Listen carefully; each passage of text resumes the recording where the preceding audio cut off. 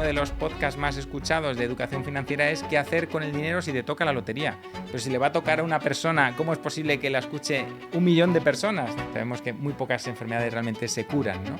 A lo mejor alguna infección, ¿no? Tienes una bacteria dentro, tomas un antibiótico, la bacteria ya no está, con lo cual, si no ha quedado ninguna secuela, quedas curado. Llamamos trastorno comórbido a la presencia de otra enfermedad, de otra patología, en este caso una enfermedad de salud mental, una enfermedad psiquiátrica. La exposición a una conducta adictiva o a una sustancia adictiva, pues te pone en riesgo de poder desarrollar una adicción. Jugadores estos habilidosos profesionales no vienen a vernos porque no consideran que tengan un problema, ¿no? Vienen a veros a lo mejor a vosotros por algunos de estos problemas de los que Con hemos lo cual, estado las comentando. señales que... Aún así, yo he visto, pues tenemos el Bernabéu detrás, a futbolistas muy conocidos anunciando apuestas, ¿no? Que no sé muy bien cómo se gana dinero en las apuestas, ¿no? Si lo supiera igual no estaba aquí, ¿no? Hay personas que tienen mayor predisposición, por ya sea biológica como también condicionada por el ambiente, por sus rasgos psicológicos, por sus rasgos de personalidad, pero estas personas tienden a verse capaces de ganar y a predecir, ¿no? Y a sentir que tienen el control. Hola, buenas. Estamos aquí con David López Gómez, que es especialista en psiquiatría, médico especialista, y bueno, nos va a contar muchas experiencias interesantes. Está también con nosotros Javier López y yo soy Ana Isabel Temprano. Somos abogados del despacho Temprano López de Sebastián. Gracias por venir, David. Muchas gracias a vosotros por invitarme y por estar aquí hoy De con acuerdo. vosotros. Eres licenciado por la Universidad Complutense en Medicina. ¿Nos puedes explicar el periplo profesional que has tenido desde que comenzaste? Bueno, ya sabréis que los médicos tenemos una carrera profesional muy larga, ¿no? Que después de estudiar la licenciatura tenemos que hacer la especialidad. En mi caso, pues bueno, elegí la especialidad de psiquiatría y estuve pues haciéndola en el Hospital de La Paz, aquí en Madrid. Y luego, pues bueno, he hecho también algunos estudios de posgrado, sobre todo en psicoterapia, para complementar lo que he aprendido durante la residencia. Y bueno, pues la experiencia en este caso en adicciones, pues también la he tenido luego después de la residencia, donde estuve colaborando con una fundación sin ánimo de lucro, pues que trabajaba con personas con problemas de adicción. Y estuve allí 4 o 5 años. ¿Y qué es lo que te motivó para especializarte en adicciones? Sí, bueno, siempre me interesó la psiquiatría, ¿no? Antes que especialista en adicciones, me considero psiquiatra. Trato todo tipo de patologías, de trastornos de salud mental, incluidas las adicciones, ¿no? Tuve, como decía, la oportunidad de colaborar con esta fundación. Al poco de terminar mi formación como psiquiatra, y ahí adquirí una experiencia que, bueno, pues que me ha ayudado también a luego posteriormente pues incorporarla en mi práctica privada. También tratas la ludopatía, ¿no? Se supone que la ludopatía es una adicción, es un trastorno. ¿Qué nos puedes decir de ello? Sí, sí. Bueno, pues efectivamente, ¿no? La ludopatía o el juego patológico es una enfermedad, es un trastorno que a día de hoy se categoriza como una adicción. Hasta hace unos años estaba, según la Asociación Americana de Psiquiatría, categorizado como un trastorno del control de los impulsos. Entonces, sí que se considera pues una enfermedad, ¿no? Que pues, habitualmente tratamos los psiquiatras y los psicólogos clínicos. Cuando tratas esta adicción, ¿qué es lo que más sorprende? ¿Qué es lo que más te puede llegar a sorprender en tu vida profesional con Sí, ellos? sí, sí. Bueno, pues son muchas cosas, pero tenía. em, bueno, nos sorprende lo que yo creo que podría encajar más de la perspectiva del psiquiatra y que muchas personas no conocen, es que las personas que tienen un trastorno en el juego, ¿no? En el juego, en los juegos del azar, es que muchos de ellos, muchas de estas personas, al menos la mitad de las personas aproximadamente, tienen también un trastorno comórbido. Llamamos trastorno comórbido a la presencia de otra enfermedad, de otra patología, en este caso una enfermedad de salud mental, una enfermedad psiquiátrica. Entonces, esto es muy importante yo creo que la gente sepa y entienda que el psiquiatra y el psicólogo no solo va a poder ayudar con esa adicción, en este caso pues la ludopatía, que es la que vamos a hablar, sino que también puede ayudar en la depresión, en la ansiedad, en los rasgos de personalidad, incluso en el TDAH o en el trastorno bipolar que pueda estar asociado a esta otra enfermedad. Eso no significa que todas las personas que tengan una ludopatía vayan a presentar alguna otra enfermedad, pero sí que es muy importante evaluarlo, porque vamos a tener que tratar las dos condiciones, las dos patologías. Que podrían ir unidas, ¿no? En algunos casos. Que sí, bueno, que se dan a la vez, que se dan de forma simultánea, tienen una patofisiología muy parecida, es decir, que hay unas características genéticas comunes, que hay unas características también, unos factores de riesgo medioambientales, ¿no? Psicológicos comunes. Entonces, de ahí que haya esta alta prevalencia de comorbilidad, ¿no? De coexistencia de los dos tipos de Y en trastornos. concreto la ludopatía, entonces, ¿quién puede, diagnosticarla? ¿El psicólogo o el psiquiatra o ambos en Sí, conjunto? claro. Bueno, al ser un diagnóstico médico, pues cualquier médico puede diagnosticarlo. Habitualmente es el médico especialista en psiquiatría el que se ocupa de esta enfermedad, tanto en el diagnóstico como en el tratamiento. Y a su vez también los psicólogos clínicos que tienen la titulación de psicólogo especialista en psicología clínica también pueden diagnosticarla, ¿no? También vemos psicólogos generales sanitarios que tratan esta enfermedad, pero estrictamente su titulación no les permitiría hacer el diagnóstico un diagnóstico de depresión o un diagnóstico de una adicción, como pueda ser el trastorno de juego patológico o la ludopatía. Ujú. ¿Y cuáles son los principales signos, indicadores, o símbolos que nos pueden llevar a diagnosticar una ludopatía? Ujú. Bueno, pues tenemos una serie de criterios diagnósticos que utilizamos para hacer el diagnóstico del juego patológico de la ludopatía. También hay que tener en cuenta una serie de características, ¿no? Sobre todo las distorsiones del pensamiento, que son, por ejemplo, pues negar que tienen un problema, eso sería una distorsión del pensamiento, la idea supersticiosa de que hoy va a salir este número, ¿no? O en la ruleta va a ganar este número o este color o lo que corresponda, el sentimiento de control y de poder sobre la probabilidad de los resultados. Sabemos que la probabilidad de ganar es muy pequeña, pero estas personas tienden a verse capaces de ganar y a predecir, ¿no? Y a sentir que tienen el control, que aunque hayan perdido, creen que van a poder controlar el gasto, creen que van a poder incluso predecir qué es lo que va a suceder, ¿no? Qué número va a salir o qué partida va a ser la ganadora. Y eso lleva también un exceso de confianza. Entonces, todo esto son distorsiones del pensamiento, ¿no? Que es algo que podemos también ver en estas personas cuando hablamos con ellas, ¿no? Pero lo que en realidad utilizamos los clínicos, los psiquiatras o los psicólogos, utilizamos una serie de criterios diagnósticos. En concreto hay 9, bueno, que si queréis podemos hablar con ellos. En función del número de criterios que cumpla la persona, se establece un nivel de gravedad que puede ser leve, moderado o grave, y entonces a mayor número de criterios, pues mayor gravedad, ¿no? Entonces, si queréis ver cuáles son estos criterios, el primero es la necesidad de apostar cantidades de dinero crecientes para lograr la excitación deseada, ¿no? Lo que empiezan apostando una pequeña cantidad necesitan apostar más para excitarse con el juego, para querer seguir jugando, ¿no? Entonces necesitan incrementar el monto, la cuantía de la apuesta, ¿no? El dinero que se gastan. Cuando intentan dejar de jugar o abandonar el juego se muestran irritables o inquietos, nerviosos. Intentan repetidamente y fallidamente controlar o reducir los comportamientos de juego. Intentan dejar de jugar pero no son capaces. Están continuamente preocupados por las apuestas, por la próxima apuesta, recuerdan experiencias pasadas, están planificando cómo conseguir dinero para volver a apostar y esto puede pasar en mitad de una conversación con un familiar o en medio del trabajo y no poder atender a tus obligaciones, ¿no? Utilizar el juego como escape es otro criterio, ¿no? Como escape a problemas que pueda tener esa persona o para aliviar emociones negativas como desesperanza, culpa ansiedad, depresión, ¿no? Buscar aliviar su malestar a través del juego.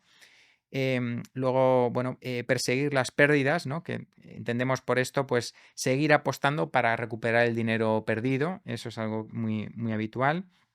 Mentir, se llega a mentir para ocultar pues la cuantía o las implicaciones del juego, la cuantía de la pérdida. Las mentiras es otro criterio diagnóstico.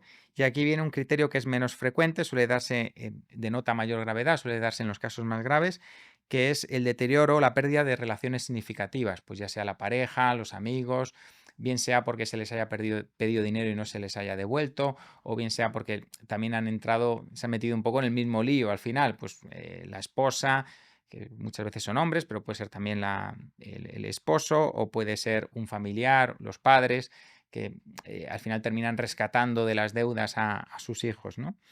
Y luego, por último, las conductas de rescate, ¿no? Que es esto que hablamos de pedir dinero, ¿no? De pedir dinero prestado para luego con la intención de devolverlo, pero que muchas veces pues no se puede devolver, ¿no?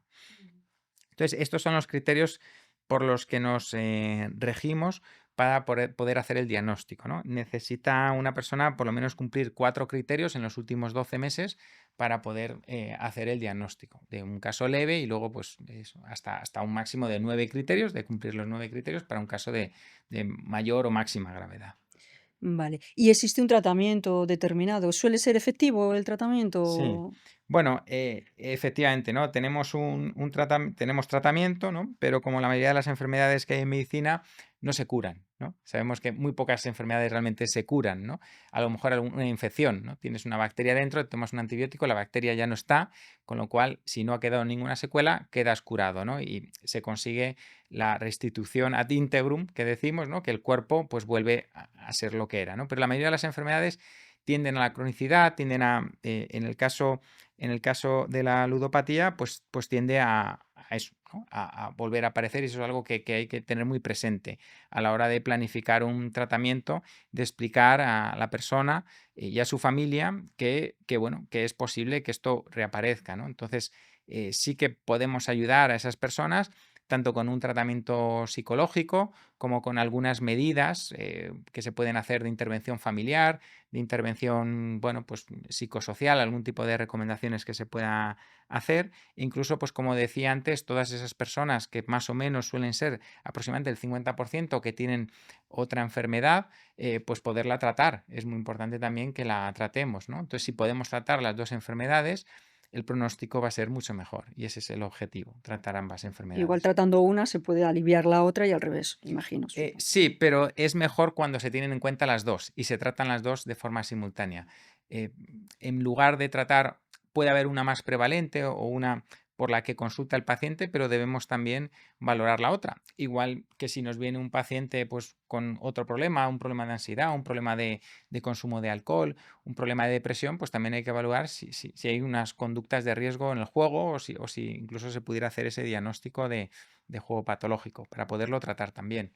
¿Y es fácil diferenciar a personas con un trastorno así más grave de personas que simplemente pues, realizan apuestas elevadas, incluso apuestas elevadas de forma frecuente o solo de forma frecuente, aunque no sean apuestas elevadas? ¿Es fácil diferenciarlo? Bueno, claro, hay que indagar mucho, ¿no? Porque el número de apuestas o la cantidad de dinero que se apueste no define el trastorno. Es decir, uno no va a tener más probabilidades de tener una ludopatía por apostar más veces o más dinero. Ujú. Como habéis visto antes en los criterios que hemos establecido, no se especifica que haya más número de apuestas o que haya un monto total mayor de la apuesta.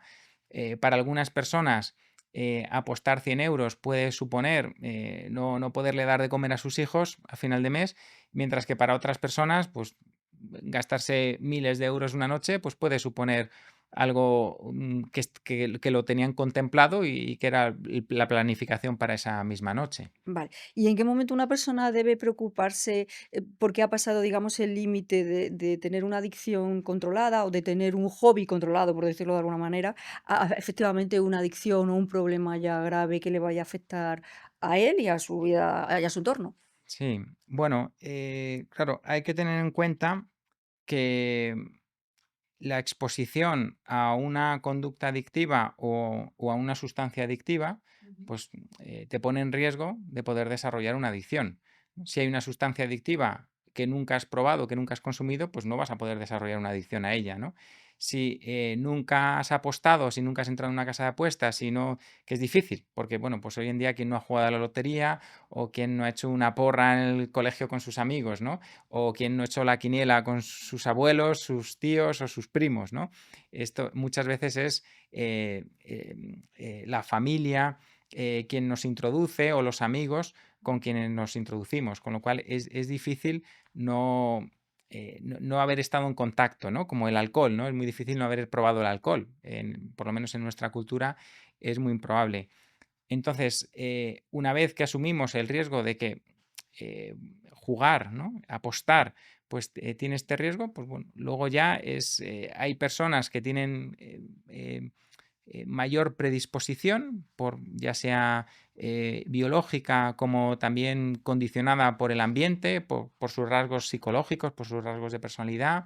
Como decía antes, por su vulnerabilidad, por presentar pues, ansiedad, depresión o el consumo de otra sustancia. Entonces, todo esto al final influye a la hora de poder desarrollar o no una ludopatía en una persona que empieza a jugar, ¿no? O que empieza a apostar.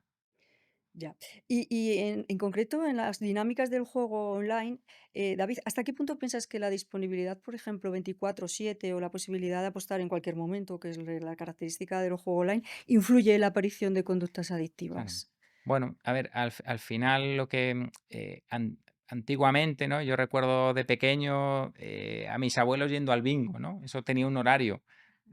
Estaba abierto casi todo el día, pero tenía un horario. Había un horario de cierre, había un horario en el que no había nadie y luego un horario como punta, ¿no? Que sería pues la hora de cenar, después de cenar y la tarde, ¿no?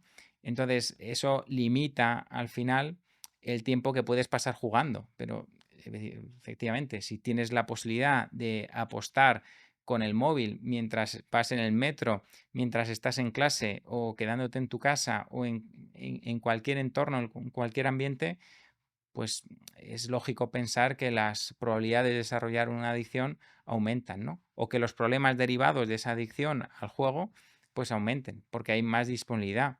Hay una ubicuidad de estos juegos en cualquier lugar, en cualquier momento, con un mero movimiento del dedo ya puedes hacer una apuesta.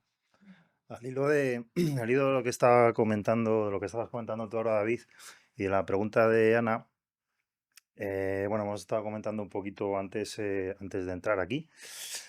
En España hay ahora mismo unas 40 casas de apuestas que tienen licencias de juego online de diferentes tipos. Ujú. Eh, y es un mercado en crecimiento, a pesar de que bueno, ha habido restricciones a la capacidad de denunciarse de las casas de apuestas. Ha habido, concretamente hace algunos años, pues prohibieron que personas famosas anunciasen asuntos de juego, se asociasen con casas de apuestas para anunciar sus servicios y tal, y le restringieron a una hora en la franja de madrugada. Es un incremento incesante del negocio de las casas de apuestas. Y bueno, esta pregunta te voy a hacer igual, pues es simplemente para que lo que se te ocurra, pues lo manifiestes. ¿Se te ocurre alguna forma de que la publicidad de las casas de apuestas que no incida tanto no incite tanto a pues, las personas que tienen este tipo de perfil, como acabas de comentar, para que no se vean atraídas por parte de las casas, por parte de su publicidad? ¿Se te ocurre algo en concreto? Es Sí. difícil, ¿no? Yo sé que te estoy poniendo en un Bueno, aprieto, pero claro, es muy difícil porque al final hay una ciencia detrás de la publicidad, que precisamente lo que intenta es captar clientes. Entonces, esos anuncios seguro que invierten un montón de dinero, ¿no? En esos anuncios para que sean muy eficaces. Entonces, seguro que van por delante de cualquier legislación que pueda darse. Entonces, lo veo muy difícil. Bueno, supongo que estas medidas de limitar el horario, de que haya personas famosas, popularmente exitosas, ¿no? Que anuncien el juego, las apuestas, pues bueno, aún así yo he visto, pues tenemos el Bernabéu detrás, a futbolistas muy conocidos anunciando apuestas, ¿no? Los propios equipos están patrocinados por casas de apuestas y bueno, de ahí se intuye, ¿no?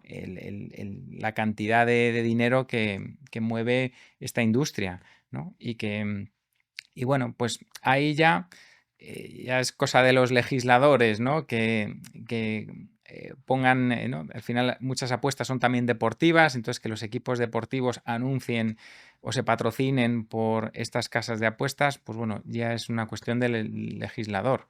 Claro, aunque los legisladores se suelen ayudar o deberían ayudarse de expertos, Deberían, deberían ayudarse de deberían expertos. hacerlo más. Lo que sucede que no siempre es así. De hecho, te puedo decir que las normativas que se han aprobado últimamente para combatir bueno, pues en teoría, combatir la adicción al juego, el juego responsable y todo esto, eh, a los actores a los que se ha consultado para aprobar esta normativa ha sido a las casas de apuestas. Es decir, existían, de hecho, cuando se han ido aprobando estas últimas normativas, asociaciones de jugadores, pero no se les ha escuchado. No creo que supieras esto. ¿Y qué te Sí, parece esto? bueno, no lo sabía, efectivamente. Y las asociaciones de jugadores, yo creo que no lo había mencionado antes, pero yo creo que juegan desempeñan un papel muy importante en el tratamiento. Yo a muchos de mis pacientes les he recomendado acudir a las asociaciones de jugadores, que algunas siguen el modelo de los 12 pasos, por ejemplo, jugadores anónimos, que replica el archiconocido Alcohólicos Anónimos, ¿no? Que hemos visto en las películas. Y yo creo que son asociaciones gratuitas, es un recurso gratuito para los pacientes. Ofrecen una red de apoyo, se sienten escuchados, acompañados por otras personas que han pasado por ese mismo problema o que están pasando. Y yo creo que tienen mucha experiencia y que saben mucho y que habría que escucharlas porque tienen mucho que aportar y además es una ayuda altruista la que ofrecen. El éxito de estas asociaciones o de estos grupos de apoyo mutuo se basa precisamente en el altruismo, en ayudar al prójimo, en ayudar al compañero que entra de nuevas en la asociación desde la perspectiva del que pueda ser más veterano y lleva más años con este problema, ¿no? O incluso a veces se aprende del que acaba de entrar, porque todos están al mismo nivel, todos se consideran que tienen el mismo problema, que es una adicción al juego o incluso a alguna otra sustancia. Y la verdad es que son asociaciones que he recomendado siempre, porque es un tratamiento no profesional que ha demostrado científicamente eficacia y además una eficacia similar al tratamiento profesional. Entonces, yo en mi opinión y mi experiencia es que los dos tratamientos combinados tienen unos resultados muy buenos. Entonces, el grupo ayuda al paciente en un sentido y el profesional le puede ayudar en otro sentido, ¿no? Fíjate, súper interesante el tema.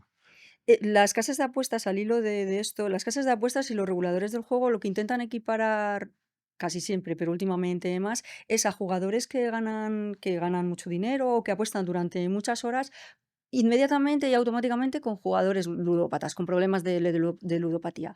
¿Qué opinas de esta comparación? Yo hasta hoy que he tenido la ocasión de charlar antes con Javier y me lo ha estado explicando muy bien, ¿no? Y la verdad es que me ha sorprendido, no tenía conocimiento de que se intentara equiparar, ¿no? A un jugador habilidoso, un jugador que yo considero profesional, que no tiene un problema con el juego, sino que, bueno, pues vive de eso.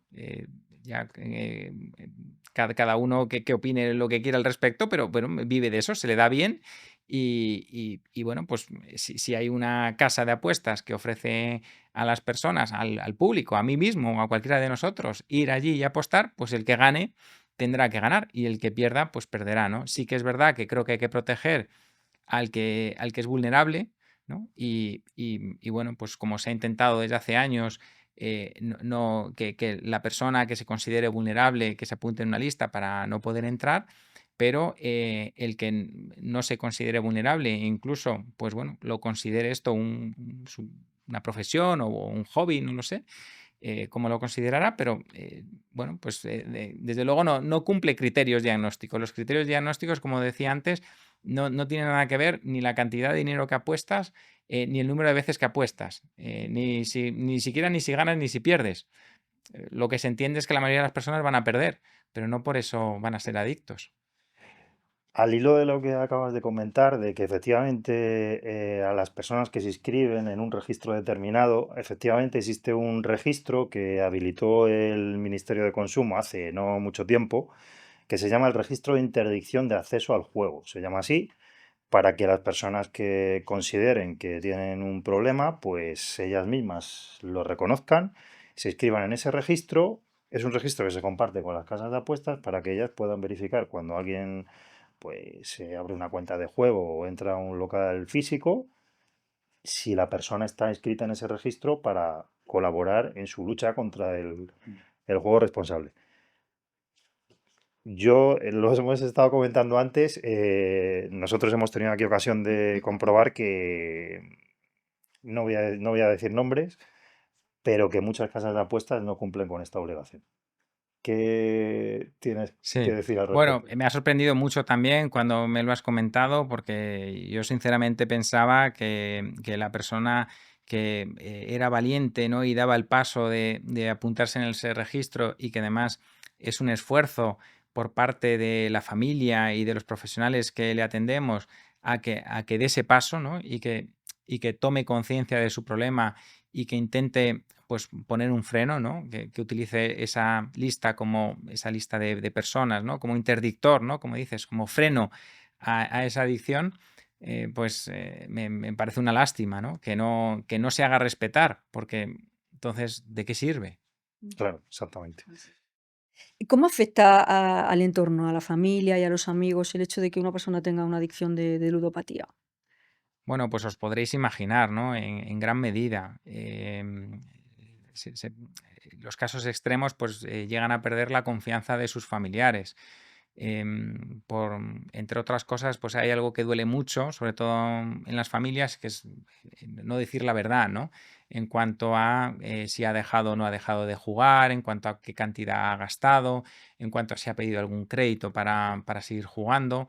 Eso duele mucho en las familias y al final estas personas muchas veces se ven aisladas, ¿no? de su entorno familiar, lo cual suele llevar a un recrudecimiento del problema, porque al final se enfrentan solos, ¿no? Y bueno, al que nos escuche, pues recordar también que para eso estamos los profesionales. Menos de un 10% de las personas con este tipo de problemas recurren a los profesionales, que es una cifra bajísima, muy baja, muy baja. Incluso hablando con vosotros ahora, me da la sensación de que vienen mucho más a ver al abogado para intentar recuperar las pérdidas que al médico, al psicólogo, al psiquiatra o incluso a los grupos de apoyo mutuo, de autoayuda, a intentar que no vuelva a suceder, ¿no? Que por lo que hemos estado hablando, pues quizás también sería sin duda lo mejor para ellos, ¿no? Y la mejor manera de recuperar el dinero, no perdiendo más. Claro, porque según estas, al hilo de esto que estaba comentando Ana, de que cómo repercute en el entorno, bueno, pues el problema de este tipo de personas que incurren en este tipo de conductas, a ver, no vamos a negar que se ha tratado de abordar desde las instituciones, bueno, pues el tema de cómo evitar la aparición de conductas de este tipo. Pero, en mi opinión, y ahora te preguntaré cuál es la tuya, se ha hecho de forma quizás sesgada e insuficiente, porque una normativa muy reciente que conocen bastantes personas de los que nos están escuchando, que es el Real Decreto 176/2023 de entornos más seguros de juego. No tienes por qué conocerlo porque no, Ujú. No no, es mi no es tu campo. especialidad. Esta norma, para tratar de prevenir la aparición de trastornos del juego, lo que hace es establecer unas categorías de jugadores y los parámetros que utilizan para asignarlos a cada categoría son la frecuencia, el número de horas que se dedican a estar jugando, la cuantía de las pérdidas semanales, igual para todo el mundo, y, y básicamente es eso. Bueno, la edad se trata de evitar, y eso obviamente está bien, que los jugadores jóvenes pues se les limita la cantidad que pueden perder a la semana, lo cual está bien, porque Ujú. Sí, normalmente una persona joven no es dependiente y, bueno, o sea, perdón, es es dependiente de dependiente otro, de sus claro, padres generalmente. exactamente, entonces es una medida acertada. Mm. Pero, ¿qué te parece que se utilicen solamente este tipo de patrones? Es decir, la cantidad que se puede perder en una semana, un par de semanas, y el número de horas que se Bueno, juega. a ver, más ahora, ¿no? Con la inteligencia artificial se pueden medir tantísimos parámetros que seguramente hay otros muchos más que se puedan tener en cuenta para ser un poco más. Estoy seguro de que hay herramientas para poder predecir qué persona está teniendo un comportamiento de riesgo. No necesariamente tiene por qué ser el número de horas. Yo me imagino que el que se dedique profesionalmente, si es que se puede llamar así, a apostar, pues dedicará un número de horas significativo. Y no tiene por qué tener un problema con el juego. Sí que limitar la cantidad de dinero que puedes perder, yo creo que eso no cabe duda, ¿no? Como has comentado, Javier, creo que estaríamos de acuerdo. Y quizás se puede mirar pues algunos parámetros, ¿no? Que yo tampoco sé cómo se pueden sacar los datos o cómo se pueden explotar los datos, ¿no? Pero sí que uno de los criterios de los que hablábamos antes era aumentar el monto de las apuestas, ¿no? Entonces, ver que alguien que está perdiendo y a medida que va perdiendo va apostando cada vez más y más. Eso sí me parece un comportamiento de riesgo. Claro, discúlpame que te interrumpa. Efectivamente, es muy revelado lo que dices, porque, claro, en el caso de que un jugador vaya perdiendo e incrementa el monto de sus apuestas, claramente hay algo ahí a evitar. Lo que pasa es que se da el caso contrario de personas que les va saliendo bien la jugada y también aumentan el Sí. monto de sus apuestas. ¿Sería equiparable una situación a otra? Bueno, claro, yo No, entiendo que el que ha encontrado un patrón, que no sé muy bien cómo se gana dinero en las apuestas, ¿no? Si lo supiera igual no estaba aquí, ¿no? Pero bueno, entiendo que hay un patrón que una vez que lo cogen, pues apostarán cada vez más, ¿no? Pues bueno, esto es como el que yo sí he tenido, por ejemplo, muchos pacientes que hacen trading, ¿no? Y entonces empiezan apostando muy poquito y cuando ya van viendo que lo controlan, van y tienen más dinero porque empiezan con muy poquito, pues van apostando cada vez más y en cada vez. bolsa, ¿no? Sí, sí, sí, en bolsa o en cambio de moneda, en divisas. Entonces van sabiendo cómo funciona y van apostando cada vez más y van ganando más. Pero por eso que la inteligencia artificial te permite medir tantos parámetros que tú puedes ver una persona que está perdiendo dinero y cada vez apuesta más y sigue perdiendo más, ahí hay algo raro.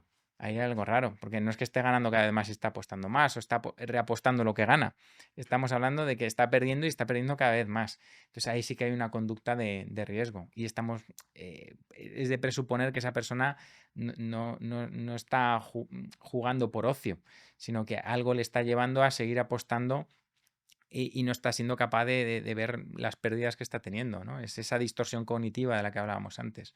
Entonces yo estoy seguro de que hoy en día se podría con la inteligencia artificial, que hace un montón de cosas, ya lo utilizan las redes sociales para saber qué anuncio ponernos o qué vendernos en cada momento. Tienen un conocimiento de la psicología máximo, ¿no? Hasta me atrevería a decir que más que nosotros en muchos aspectos, ¿no? Ujú. Claro.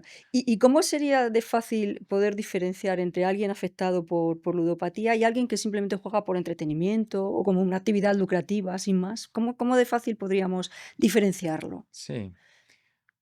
Bueno, en principio no parece que sea algo muy complicado, ¿no? Es verdad que tenemos, como uno de los criterios diagnósticos, hemos hablado de la mentira. Entonces, muchas veces la persona que sufre esta ludopatía tiende a minimizar las consecuencias o los riesgos y en caso de que estuviéramos evaluando a la persona en consulta, pues también podemos preguntar si la persona está de acuerdo, pues a su entorno, ¿no? A su pareja, a sus padres, a sus hermanos, a su entorno, que nos podrá decir si es un jugador habilidoso profesional o si es una persona que está apostando y que ha estado perdiendo dinero y que está pidiendo dinero y que eso, bueno, es una manera de corroborar o de confirmar entrevistando también a la familia. Sí. Por ejemplo, en los juegos de habilidad, como el póker, ocurre un poco también. ¿Cómo se puede desarrollar una ludopatía, entendiendo que, por ejemplo, es un jugador que entiende las probabilidades, que controla las apuestas? ¿Cómo diferenciar también en el caso del póker? Normalmente, el patrón a lo mejor del jugador de póker, yo entiendo que se suele introducir en el póker, suelen ser varones, más hombres que mujeres en este caso, que se introducen a una edad temprana con amigos o incluso con familiares, ¿no? Entonces, es muy habitual que con amigos se introduzcan al juego. Y la mayoría lo harán como pasatiempo, como juego, como ocio, como diversión. Pero puede haber algunas personas que, bueno, por sus características, como decía antes, pues puedan empezar a desarrollar una, una patología, ¿no? Bueno, pues ¿cómo se desarrolla esa patología? Pues como decía antes, ¿no? Buscando apuestas cada vez más agresivas, a lo mejor recurriendo más a la emoción que supone ganar o a la compensación por la emoción negativa de haber perdido, ¿no? Esto hay un sesgo, un sesgo que se llama, bueno, la teoría de la aversión a la pérdida, ¿no? De Daniel Kahneman, que fue premio Nobel de Economía, que estudió el campo de la psicología económica. Entonces dice que duele más la pérdida financiera que la ganancia, ¿no? El mismo importe, duele más perder 1.000 euros que ganarlos.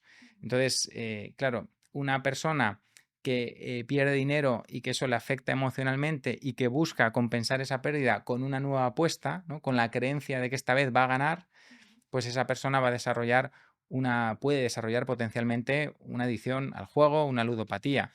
El que tiene un presupuesto y cuando llega ese presupuesto se marcha a su casa, pues ese, bueno, pues ha arriesgado un poco, porque a mí me parece un riesgo cada vez que alguien juega o apuesta, igual que me parece un riesgo cada vez que alguien consume alguna sustancia adictiva, pero bueno, ha podido controlar porque él ha previsto cuánto dinero quería gastar, lo ha gastado y se le ha acabado la tarde, la noche o la jornada y se vuelve a su casa. Y si ya otro día quiere volver a ir, el problema es cuando tienes previsto gastar un dinero y gastas el doble, el triple, 10 Mm. veces más, Y pides podríamos prestado. decir que ahí está la diferencia entre la habilidad y la adicción, o sea, entre perder el control por completo o simplemente, pues, ser una persona apasionada y que utilizas una Sí. estrategia para intentar ganar dinero. ¿Esa es la Bueno, podría ser la diferencia? yo creo que la gran mayoría de personas que juegan ni ganan, o sea, ni ganan ni pierden, iba a decir, todos pierden, pero no pierden una gran cantidad de dinero. Todos, casi todos pierden, quitando los pocos 2 o 3 que ganan, ¿no?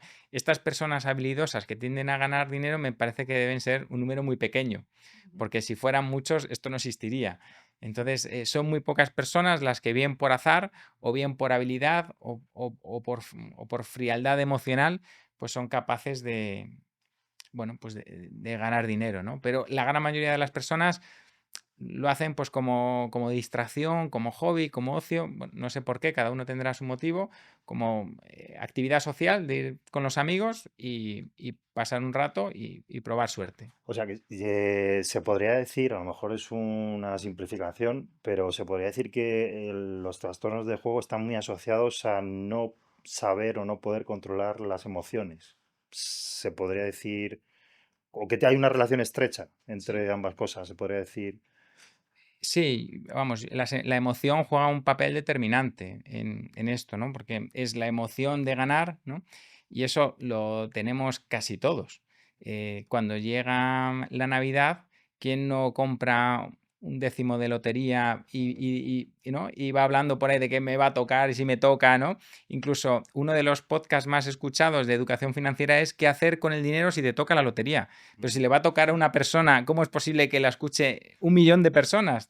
Todo el mundo quiere que le toque, ¿no? Todo el mundo tiene ese deseo, entonces ahí la emoción está muy implicada. Y lo mismo, cuando uno pierde dinero, también, ¿no? Es como que le toca la fibra y entonces lo voy a recuperar. Lo voy a recuperar porque le he prometido a quien sea que le iba a devolver el dinero, le he prometido a mi pareja que iba a traer dinero a casa, me he prometido a mí mismo que esta vez, ¿no? Yo sabía que hoy tenía la premonición de que iba a ganar y otra vez vuelven a perder y pierden más, ¿no?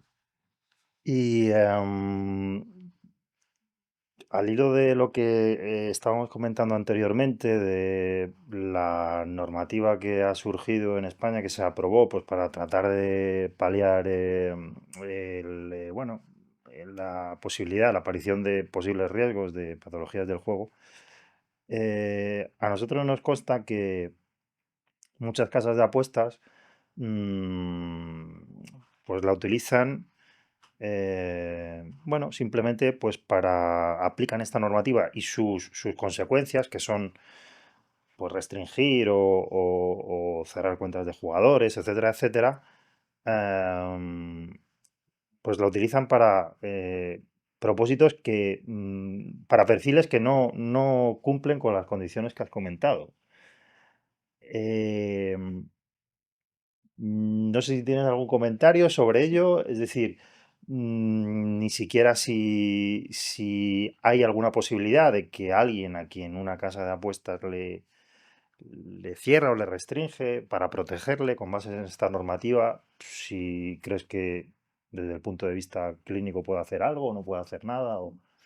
Bueno, de nuevo, ¿no? Es algo que he conocido hoy, pues también hablando contigo, Javier, que me has contado esta situación en la que, ¿no? Según me comentas, con la experiencia que habéis tenido con algunos de vuestros clientes, parece como que le dan la vuelta, ¿no? Y entonces, en vez de proteger al desfavorecido o al vulnerable, pues se protegen ellos, ¿no? Vetando la entrada a algunos jugadores. Bueno, no sé, mi opinión aquí es más como ciudadano, ¿no? Que si a uno le dan la posibilidad de apostar y con la posibilidad de perder y de ganar, pues dejar que todo el mundo apueste, a excepción, ¿no? de esta lista de la que hemos hablado antes, ¿no? Que sí que me parece muy importante respetar, ¿no? Respetar el que no se permita la entrada a un casino, a una casa de apuestas, a una persona que ha pedido que se inscriba en esta lista en la que no se le permita la entrada, ¿no? Porque al final la enfermedad, ¿no? La ludopatía tiende como decía antes, a la cronicidad, pero aparece como en episodios. Puede haber temporadas en las que la persona se vea, sea consciente del problema que está suponiendo, ¿no? Y entonces se retraiga y no vaya a jugar y tome conciencia, pero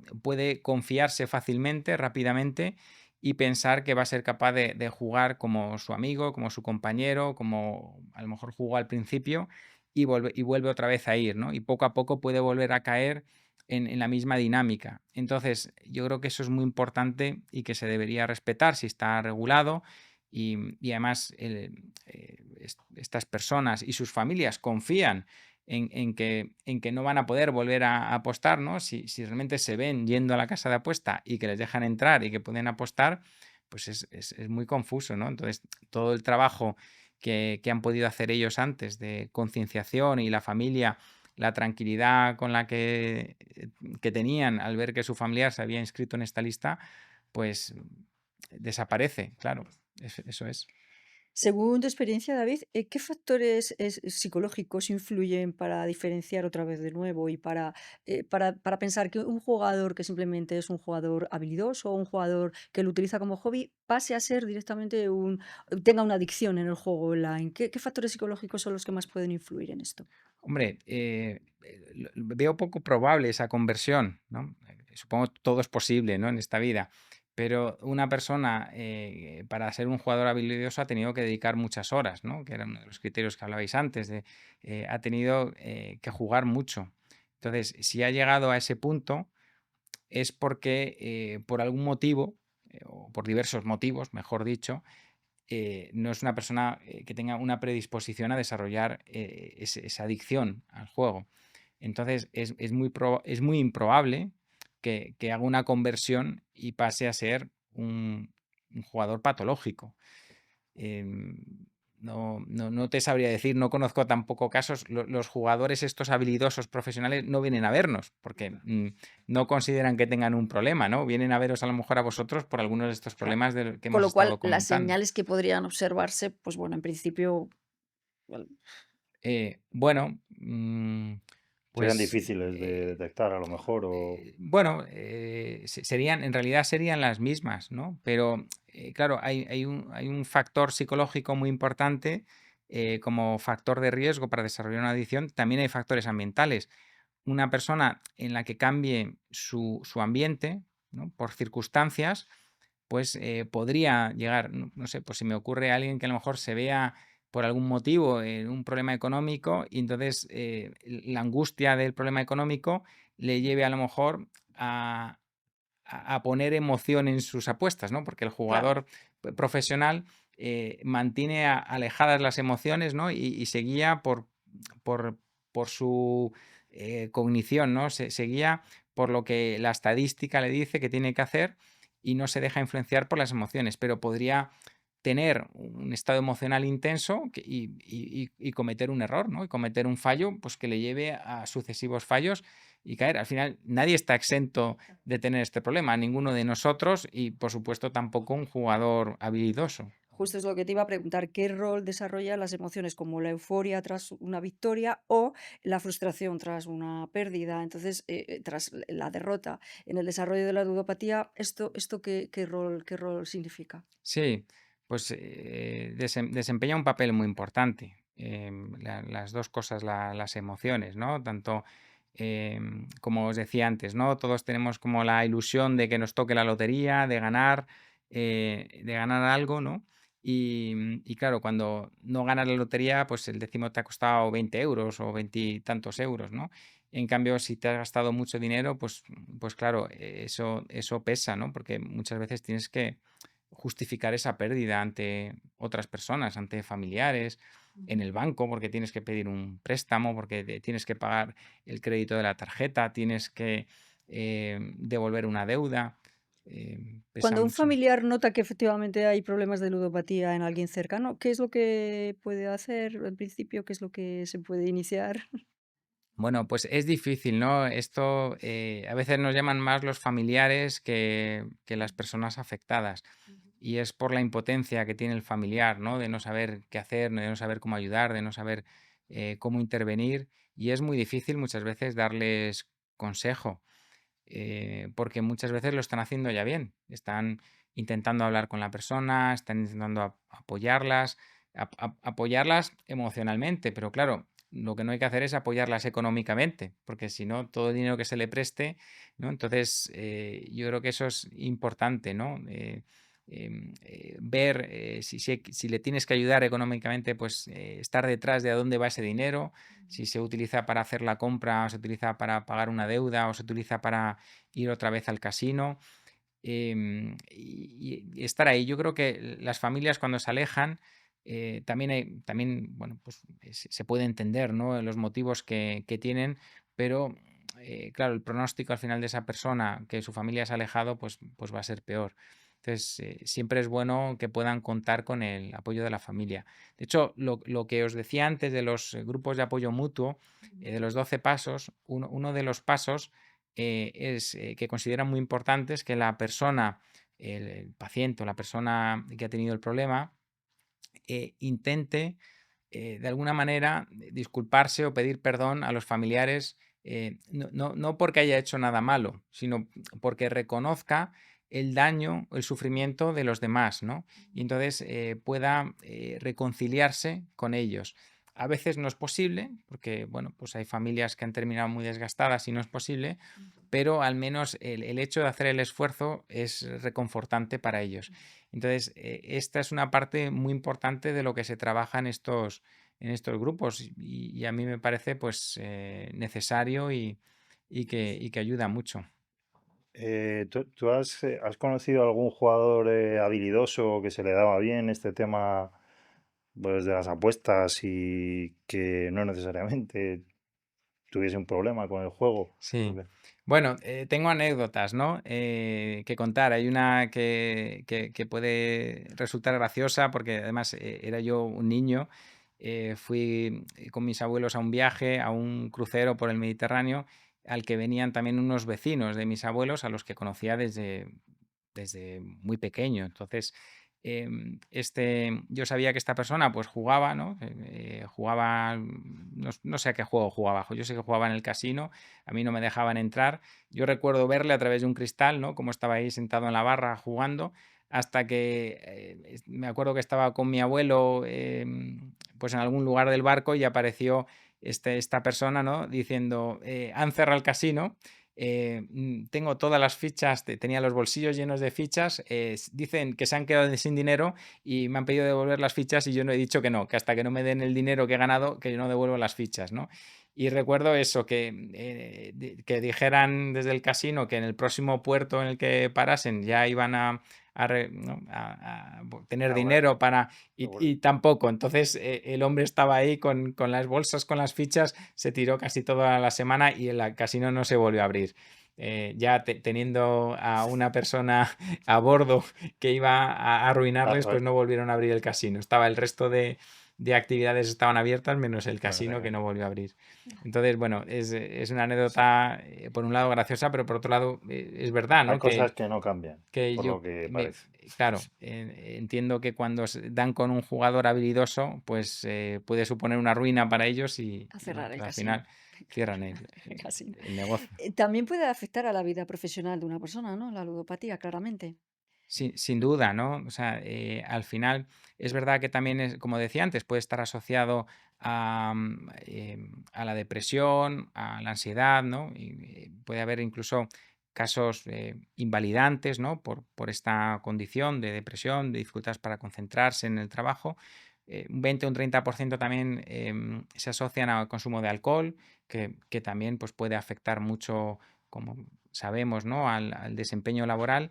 Y en concreto, pues lo que es el juego, hay muchas personas, y más hoy en día que puedes apostar con el móvil, pues que en las horas de trabajo pues pueden estar apostando o sencillamente pensando, ¿no? Cuál va a ser la siguiente apuesta, cómo conseguir dinero para la próxima apuesta, cuánto habían perdido y cuánto van a volver a apostar. Y claro, esto le desconcentra de su puesto de trabajo o de los estudios, Claro. ¿no? ¿Y es compatible que un jugador con adicción mantenga el rendimiento laboral al mismo tiempo? ¿Eso es compatible o normalmente?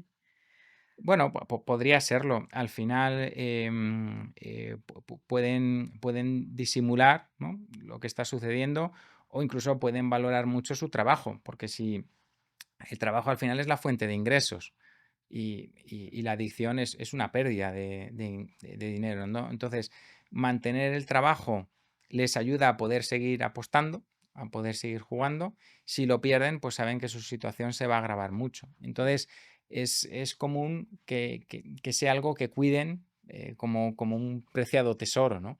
Pero a veces, inevitablemente, pues no atienden a sus obligaciones Ya. y pueden perderlo, claro. Y según tu experiencia, ¿qué afecta primero al entorno más personal o primero al entorno laboral y profesional? Bueno, generalmente quien antes se entera es la pareja, ¿no? Sobre todo cuando se convive, pues yo creo que el que antes se entera es la pareja o cuando es una persona joven, pues los padres y convive con los padres, pues porque al final lo están viendo, ¿no? Y es más difícil de encubrir a un familiar que a lo mejor en el trabajo donde no tienen por qué saber mucho, ¿no? Claro. Como todos estamos al final mirando el móvil, pues no sabes si está jugando al Candy Crush o está O apostando leyendo las o noticias. está leyendo las noticias o a lo mejor está trabajando, porque a veces Claro. miramos el teléfono para cosas del trabajo o para consultar alguna información que necesitemos, ¿no? Entonces, bueno, por educación no miramos la pantalla y no sabemos lo que está haciendo. Y bueno, yo creo que puede pasar más desapercibido en el medio laboral que en el medio familiar. En el medio familiar es más difícil de disimular. A lo mejor una persona que viva sola, que esté muy aislada, pues pueden no darse cuenta de lo que está sucediendo. De acuerdo. Pues muchísimas gracias por haber venido, David, y por contarnos todo esto tan interesante. Muchas gracias. La verdad que, vamos, yo creo que igual, yo la verdad que tenía muchas más preguntas, pero entiendo que tenemos un tiempo limitado y vamos, seguro que puede dar para otra entrega el Sí. profundizar sobre estas Bueno, cuestiones. yo encantado de haber venido, incluso de repetir en un futuro más adelante si fuera necesario, si quisierais completar la información y decir que también he aprendido muchas cosas porque esta otra visión que me habéis ofrecido de los mismos casos, ¿no? De las mismas personas que yo atiendo en la consulta, pero desde otra perspectiva distinta, ¿no? O incluso de aquellas que no atiendo por lo que decía que menos del 10% de las personas vienen al psiquiatra o al psicólogo, como esta otra perspectiva del jugador habilidoso que no tiene motivo por venir, ¿no? Pero que me habéis también ilustrado acerca de cómo la industria está tratando a estos jugadores también. Entonces, bueno, para mí también ha sido muy enriquecedor y nada, muy agradecido de haber estado aquí con vosotros. Muy interesante, David, gracias. A Nada, muchas vosotros. gracias, muchas Muchas gracias. gracias.